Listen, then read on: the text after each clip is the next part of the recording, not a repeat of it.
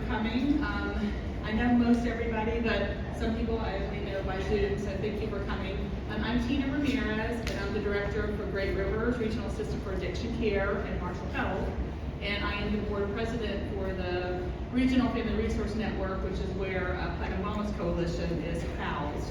So we were able to put this on today. We kept hearing so much about Xylazine and everything that's going on, but we felt like it wasn't really getting down to all the QRTs and everybody in the community that were boots on the ground. So we asked both Dr. Hosses to come in and kind of give us an update as to what's going on, what we should be looking for, how can we educate other people in the community. So I'm going to just do a little bit of a bio for both of them and then introduce them to come up and just kind of walk through everything that's going on. Then we can have question and answers afterwards, because I know you quick response teams are already seeing it in West Virginia, and I'm sure you have a lot of questions for them as well. So restrooms are around the corner if you haven't found those already, and help yourself to food and everything over there at the table as well. So I'm going to start with Mary, Dr. Mary Haas. She's a graduate from Albany Medical College. She has a BC in Addiction Science, a BC in Orthopod. She's fellowship trained trauma surgeon, and she's associate professor for the West Virginia School of Osteopathic Medicine. Dr. Harry Haas is a medical director and owner of Dr. Haas and Associates, has been practicing MAT and MOUD since 2007. He's has a board certification in addiction medicine and family medicine, and he's certified medical review officer. So that's a lot of information to share with everybody today, and I think that he's made rounds to all the tables to talk to you folks, but he's going to give you some updates, latest updates, and then Mary's going to come up and talk about the wounds and the different things that is out there in the community as well. And then just let Miles know we need to advance the slides. Hey Miles, I guess we can go to the next slide, please. Okay, here's just my I think you might need the mic, please.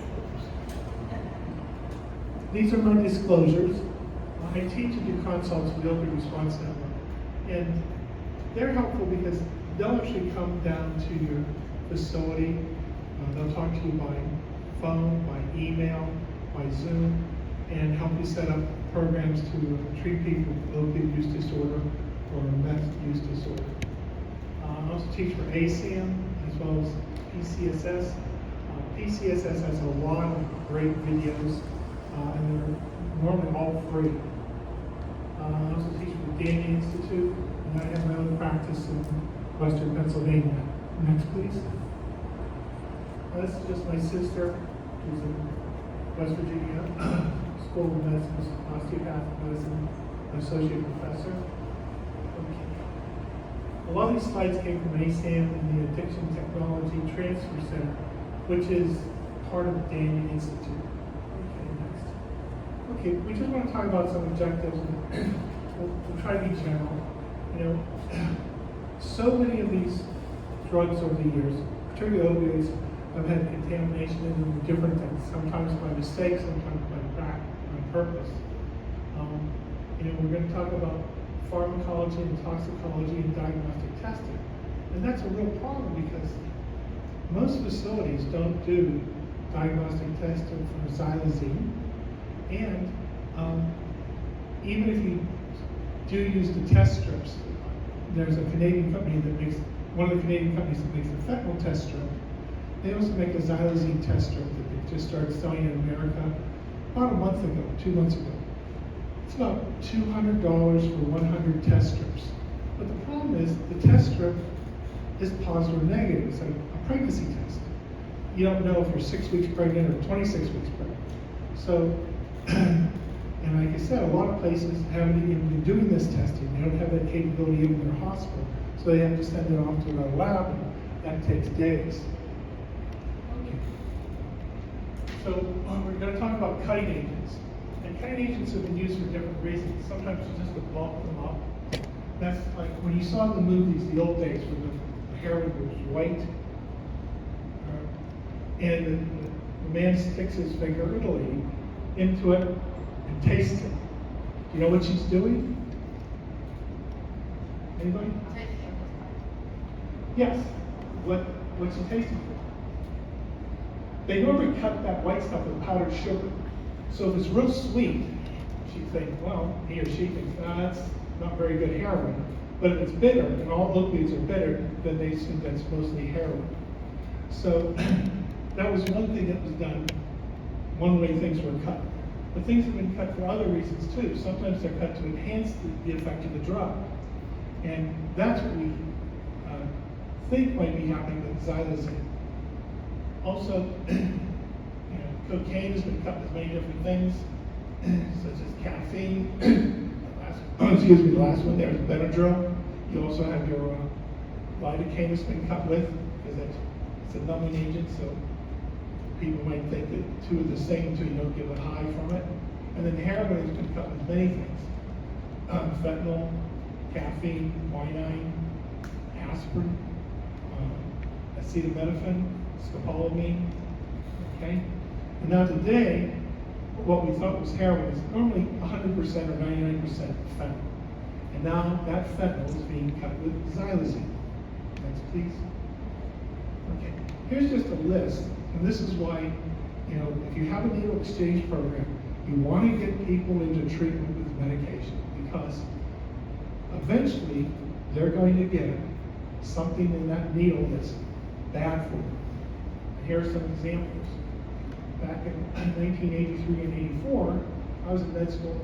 There were people that took heroin and was contaminated, and they got permanent Parkinson's disease. Then this happened in Allegheny County, is greater Pittsburgh.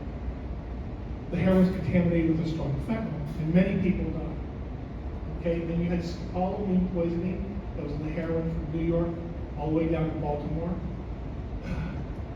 You've had other contaminations, fentanyl contamination, cocaine. That's still going on right now. You probably remember last year, it was on the national news, 7 or 8 people overdosed down in Fort Lauderdale, and 5 of them were West Point Academy cadets, and at least 1 died.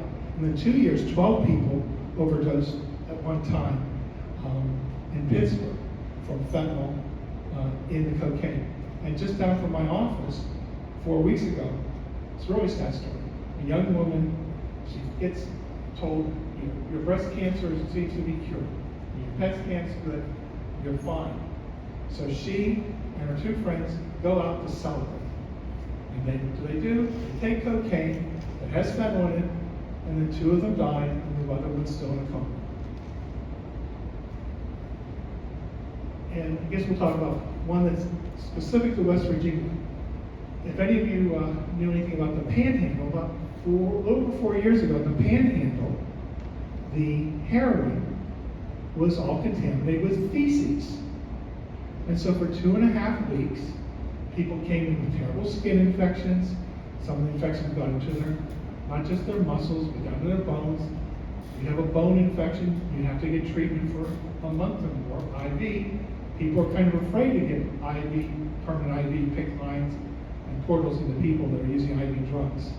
So that was a real problem. Other people had valvular disease from it, had to have heart valves replaced, and some poor souls died. Next, please. Okay. So we think, but we don't know, the fentanyl has xylazine in there to make the high longer. See, fentanyl's short acting, and xylazine is very long acting. Now this is just background. The xylazine was invented way back in 1962 by Bayer Corporation. And it came to America, and they asked for FDA approval to use it as a blood pressure medicine, because it's a alpha-2 adrenergic agonist. And one of the old blood pressure medicines in America, clonidine, have you ever heard of it? It comes to the patch and it comes to the pill. That's an alpha-2 agonist. So they brought it to America, tried to get the FDA approved. The FDA said, no, we're not approving this. Everybody who takes it falls asleep for 48 hours, so no thank you, we're not going to approve it. And so nothing more happened for a while. But eventually, it was approved in 1970s for sedation in animals. Okay? Now, as I mentioned, it was approved in 1872 for analgesic in animals and as a sedative in animals. And while we're here, in animals, there are reversal agents. There's actually FDA-approved reversal agents, Xylazine and Yohambi. But for some reason, no one has felt comfortable to try those animal reversal agents on humans. Okay. Next, please. There we go. Okay. Now, Xylazine actually has been around for a long time, being abused in some places. In Puerto Rico, it's been abused for almost 20 years. And down there, they have two names for it. They call it, that's Spanish for crocodile. And it's also called just horse tranquilizer in Spanish. But also in the streets, it's called Tranq and zombie drug, or Tranq dope. And though it's gotten here to West Virginia, it's still in low numbers here in West Virginia. It's still concentrated from New York City down through New Jersey, down to Philadelphia, down to Baltimore, down to Washington. That still has the highest numbers. Okay, next please. Okay, this is just about how it was used in Puerto Rico for some time now. And, you know, they question, there's case studies, they question people that took it, and they say they just fell asleep. And they fell asleep for 4 hours normally, but some fell asleep even up to 8 hours. And if you're not moving for 8 hours, you can have all kinds of other problems. You can get pressure ulcers, that's why in nursing homes they move people. You know, if you don't move your legs for 48 hours, you can get blood clots. The clots can go to your heart, your lungs, or your brain. So a lot of terrible things can happen when this makes you pass out for 4 to 8 hours in one position. Okay, next please. Okay, these are just how different ways the xylazine comes. And the xylazine is normally manufactured in China, and that's where it comes from. The DEA says that it really isn't manufactured in China. It's just the ingredients that make it are manufactured in China and then come to America through Mexico. And many of you are adventurous. The gentleman who has the company that makes this and the precursors for fentanyl in China, there's a $30 million reward if you can capture and bring it back to America. But he has no intention of leaving China. Okay, next please. And this just shows you the concentration. Concentration, as I said, it starts up there at the edge of Connecticut, going through New York, down to New Jersey, Philadelphia, Baltimore, and so it's throughout the East Coast, but it's spreading. You see it now in Pennsylvania, you see it now in Ohio, you see it in West Virginia, but it's still at low numbers. Okay, next, please. Okay, and this just shows you the tremendous increase in the last couple of years. Everywhere, the numbers are soaring. Now, of course, part of that, you started with low numbers to begin with, but it is really significant. You're seeing this much more. Okay. Next, please. Okay. Now, this is something for your state. In 2019, 1% of overdose deaths had xylazine present. By 2020, that was 5%.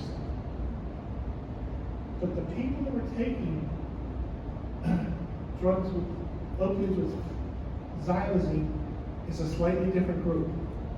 These are people that 98% of them was fentanyl, but they also were people that had more and various kinds of drugs in them. They had benzos, they had meth, they had multiple drugs in there. And they also were people that had been using drugs for a longer time. So that's what's happening here. But that's not what's happening all over the country. Okay, next.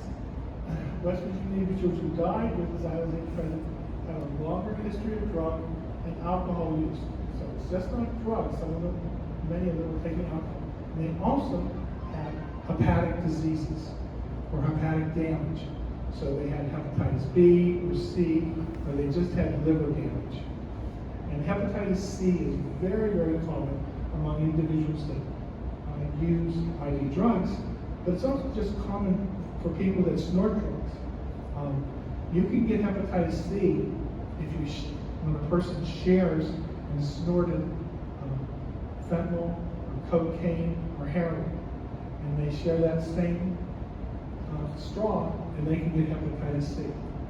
The good news is, if you find any of your individuals that have hepatitis C, you can really get them treatment now much more easily than it was a few years ago.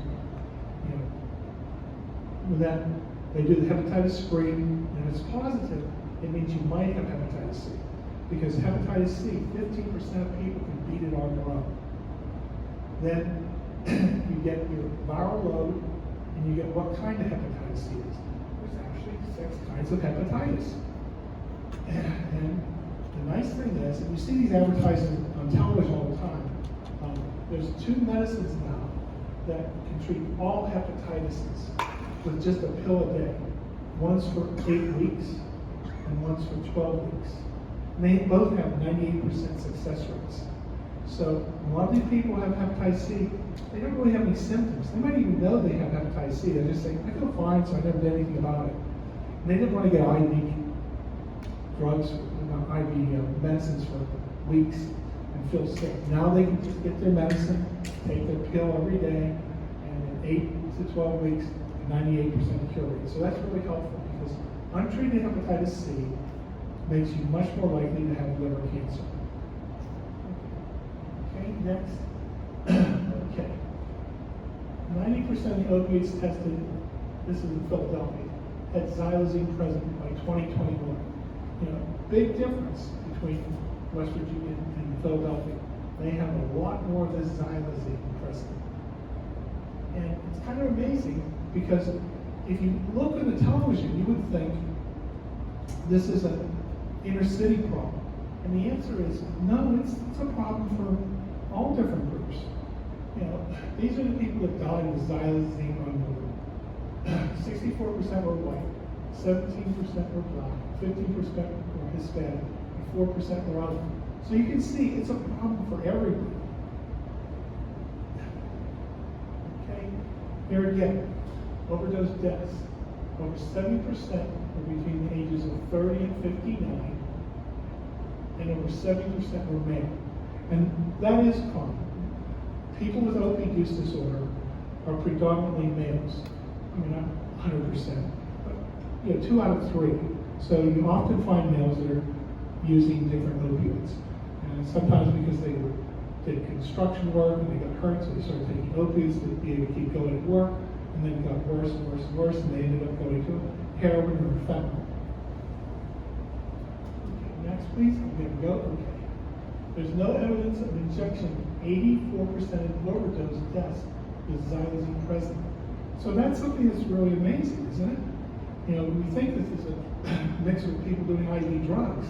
It's not. Fentanyl is so strong, you don't have to use an IV. You can snort it. Or you know, you can even put it in your mouth. That's a good way to end up dead. But it's just, you gotta have people teach them ahead of time that you don't want them to take street drugs anymore. They're just so deadly. Next. And this is one of the things that's changed dramatically across the East Coast. And these are Philadelphia numbers.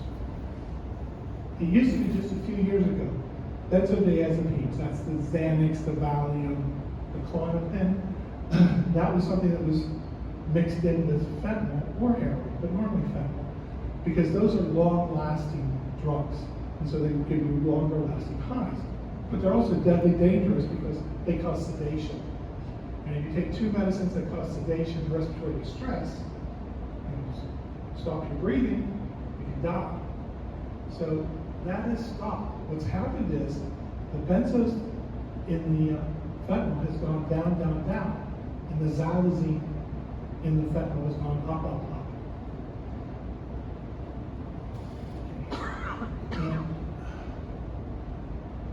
And this is just about the pharmacology. I don't really bore you with it because you're not pharmacists. But again, xylazine is that family with the alpha-2 agonist. So it's chemically similar to clonidine. It's chemically similar to that last one, the Xylazine. That's a brand name Lucirma. Has anybody ever heard of it? It's actually the only medicine in America that's FDA approved to take away withdrawal symptoms from opioids. Very pricey. It's $2,000 a week. And you can't really get it. Most of the insurance companies don't want to pay for it. And so they don't pay for it. I even had some wealthy patients who said, tell you what, I got money, I'll buy it.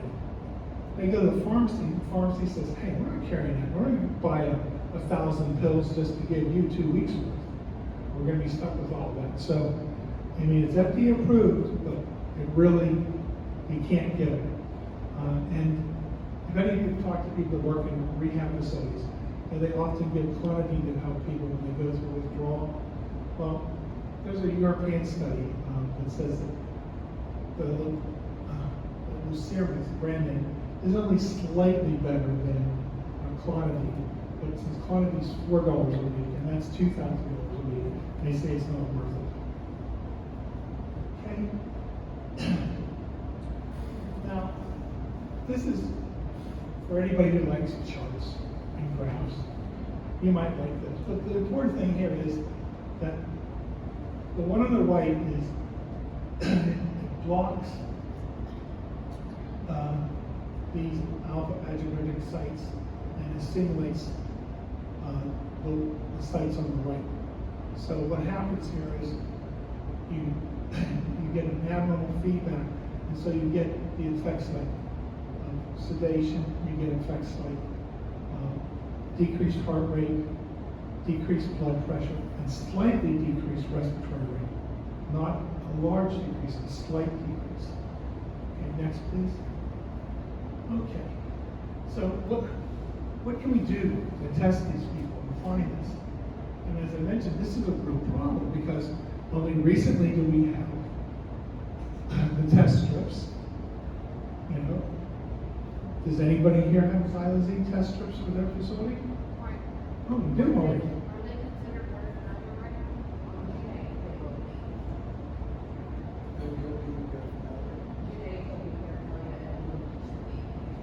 They would be illegal.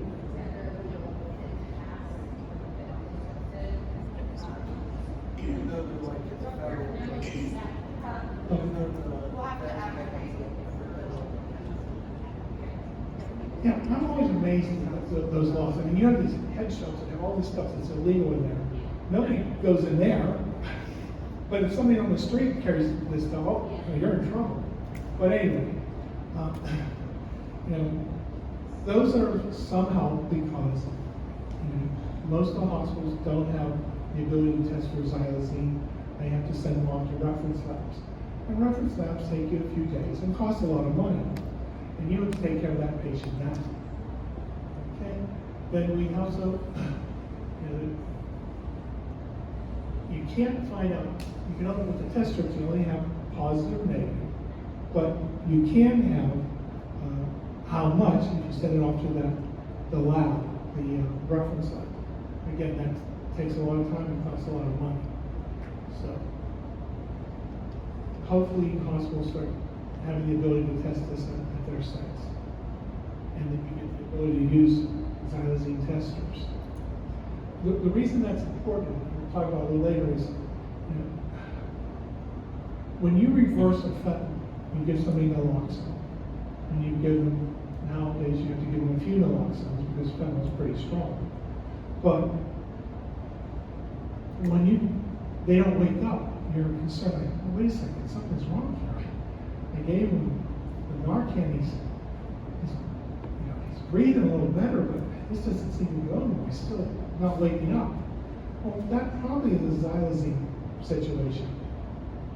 And there are some studies that say, once you get that person's respirations up and his pulse up normal, you want to stop giving your naloxone, because if if you keep giving more and more, there are instances where people are starting to get severe fentanyl withdrawal symptoms, where they actually had emesis. And if you have emesis when you're unconscious, you normally in real trouble. You're not going to live unless there's somebody there to clear your airways. Now, Xylazine test strips are now, as I mentioned, for $2 each. The maker is a Canadian firm. They're also the same firm that has the lion's share of the fentanyl test strip market. How much did you folks pay for yours? Okay, so I was close. Okay. Now this just shows you the tremendous increase in Xylazine. And hospitals in Philadelphia have started to test for it. So you see the positive and negative there. It's just tremendous increase. Okay? Now Xylazine testing in the hospital, what they found was that those that were positive for Xylazine, 27% were female, 64% were whites, 31% were black, only 4.6% were Hispanic. And that kind of goes along with what we talked about how, it's common for a lot of the people dying, the number one group dying from these overdoses are whites. But it's happening across the board. The other thing of interest, and we're not sure why this is happening, is the CAL score. Remember CAL score stands for Clinical Opioid Withdrawal Score. Ever heard of that one? Okay. So people who have more Xylazine in tend to have higher scores in withdrawal. Next, please. So,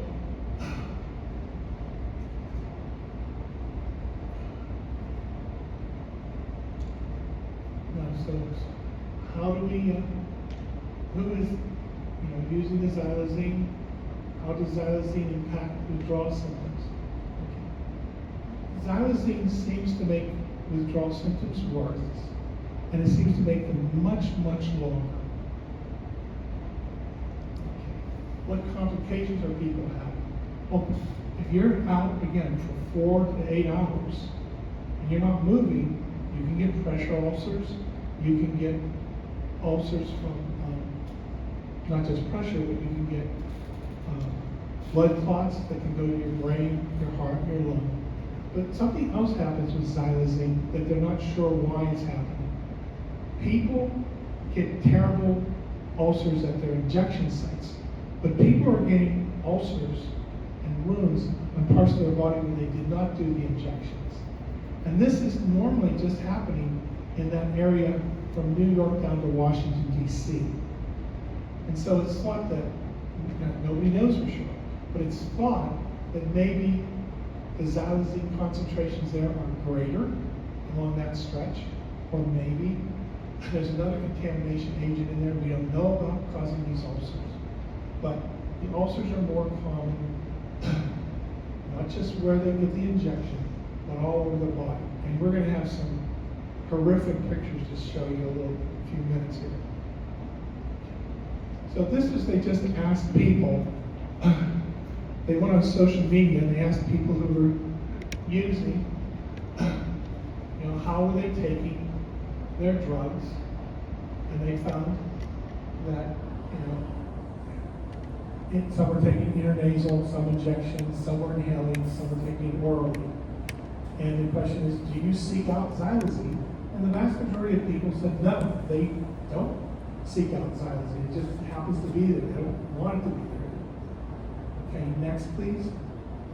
And this just talks about the results of withdrawal. And as we mentioned before, people that use Xylazine tend to have higher withdrawal scores, and they tend to have longer withdrawals because Xylazine stays in your system a long time. They also ask people, how do you like your withdrawal with Xylazine versus it? And most people, on on the right here side, saying it's worse. Things are much worse with xylazine. Now, this is what makes it confusing and why you really do need to test. When you do see that patient, there's a lot of the same symptoms when you use opioids or benzodiazepines or xylazine. So we have our xylazine, it can cause anxiety, dysphoria, restlessness, and sedation. With opioids, you can see there's the restlessness, body aches, GI symptoms, tremors, yawning, but you often have anxiety and dysphoria. And then the benzos. When a person's coming off of a benzo, they can have anxiety and they can have dysphoria. So it's very confusing. All three of these drugs can have the same symptoms, but the treatment is quite different. Your naloxone is going to help you with your opioids, and it's not going to help you with the benzodiazepine, and it's not going to do anything for xylazine. Next, please. Okay. Now, this is the problem. The treatment for xylazine withdrawal is all over the place right now. And there's some people that are giving clonidine, trying to replace those receptors with something that's not as strong. Some people, or many people around Philadelphia, are giving benzodiazepines. Some are giving antipsychotics. Some are giving phenobarbital, and some are giving gabapentin. I guess the answer to everything in America recently is gabapentin. Everybody's on it. Okay, in the ICU, some people are even giving ketamine. Others that Xylazine is the one that's FDA approved, I believe, for it's an alpha 2 antagonist, I believe. I don't want to mess that up on you. So it's all over the place. You have a West Virginia, a paper that was written in the past 6 months, a research paper on this, that said absolutely don't give anybody benzodiazepines. If somebody's already sedated with xylazine, and you give them something else that's sedating, that's just, you're asking for a disaster. So there you have it. You can find studies that say give benzos and studies that say never give benzos. Okay, next, please. Now, even though naloxone won't reverse xylazine, NID, that's the National Institute for Drug Abuse, says use naloxone in any way that you know that has xylazine overdoses since fentanyl is normally present. Okay? And xylazine's undesirable side effects like hypotension, bradycardia can be reversed by alpha 2 antagonists. That's like there's your Humvee. But these are not FDA approved in humans. Both of those are FDA approved in animals. Here's another reversal agent that's FDA approved for animals, Xylazine. There's a strain named Xylazine. Okay, this is where I want to have my sister take over because she's had a lot more experience with these wounds than I have. Not just from xylazine, but from individuals that had that heroin that was laced with feces that caused a lot of terrible skin infections in the hand